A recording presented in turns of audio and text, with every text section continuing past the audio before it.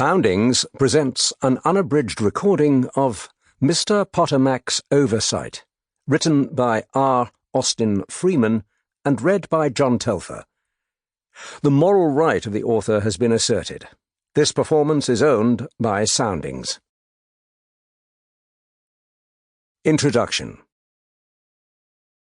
Mr. Pottermack's Oversight is one of the most enjoyable, inverted mysteries ever written. Perhaps that isn't entirely surprising, given that the author, Richard Austin Freeman, was the man who created the inverted mystery.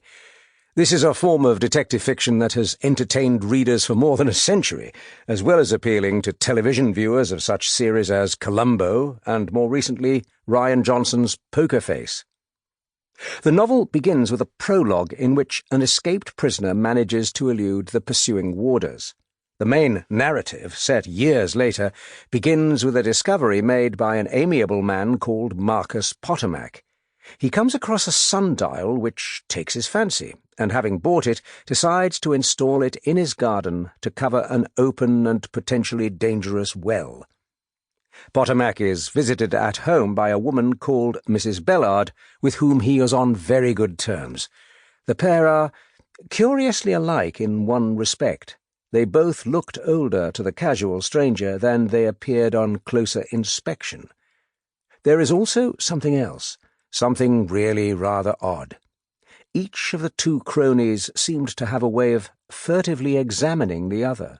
There was nothing unfriendly or suspicious, but they conveyed a queer impression of curiosity and doubt. Pottermack's mood darkens, however, when he reads a letter which is addressed to him but begins, "Dear Jeff." It is clear at once that he is being blackmailed by someone who has blackmailed him in the past. This time his oppressor wants £100 in notes. "I've got to have it. No need to dwell on unpleasant alternatives." It is abundantly clear to Pottermack that he is at the mercy of someone who will never let him go, whose attitude is, "The money that you have earned by unstinted labour and saved by self-denial has got to be handed to me that I may drop it into the bottomless pit that swallows up the gambler's losings." At the present rate, Pottermack fears he will soon be sucked dry and reduced to stark poverty, and even then he would be no safer. Before the night is over, however, Pottermack has come to a decision.